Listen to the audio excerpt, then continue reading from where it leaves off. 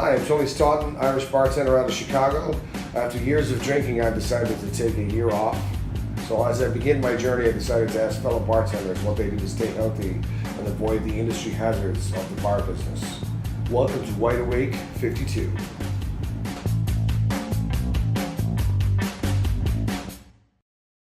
David Leon, welcome to Wide Awake 52. It's great to finally have you here. It took a while, but we're here. I'm happy to be here. It's good to have a young gentleman like yourself on the show, and maybe you can give us some perspective on what's going on now with the younger people in the industry. Yeah, definitely. How do you maintain, when you're trying to be sociable, you're out doing tastings, you're pulling shifts, I'm sure you have some kind of personal life. What's your balance? Somewhat of a personal life is definitely true. I try to make just set days to go out with friends and do things of that nature.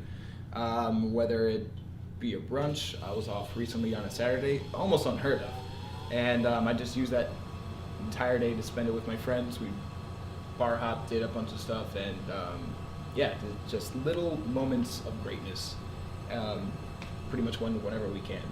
Because when I was in my 20s, it was all party culture. It was just like, woo, yeah, let's make loads of money and let's go rage, Is that still the same, or has it changed? Are people a bit more knowledgeable now? Definitely changing. I feel like we all have our times when we do go out and do that, but nowadays it's all about just having a good time with one another, and of course the flavors that you're experiencing together. Do you think now, obviously you're more experienced at this point, but is there anyone that you, say for example, if you were younger was there anyone to reach out to if you needed help, or did you feel there was a presence there, or no, was it still a bit more of an embarrassing thing to ask for help, or? Times I can be stubborn, so personally I have a little trouble sometimes asking for help, but becoming more of a norm. I feel that because, as we mentioned earlier, the network of just constantly socializing, not just personally, but on the internet.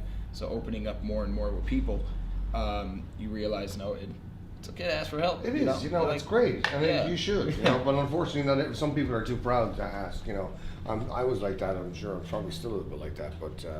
That's why I'm just trying to see what's happening on your end, because I'm obviously a little older than you, so but I'm just trying to see so back then when I was a kid, it just wasn't talked about, and you were just expected to show up, and that was the end of it. There was no discussion. Suck it up, Just show up, be quiet, do your shift, and that was the end of it. So definitely. It's I know there's a lot of advocates out there right now just talking about bartending health, and not just the physical side, but also the mental side of things. And that was never talked about.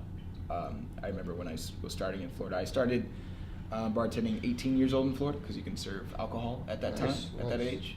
That's when I pretty much started. Now still doing it at 28, turning 29 this year. And it's just seeing it then to now.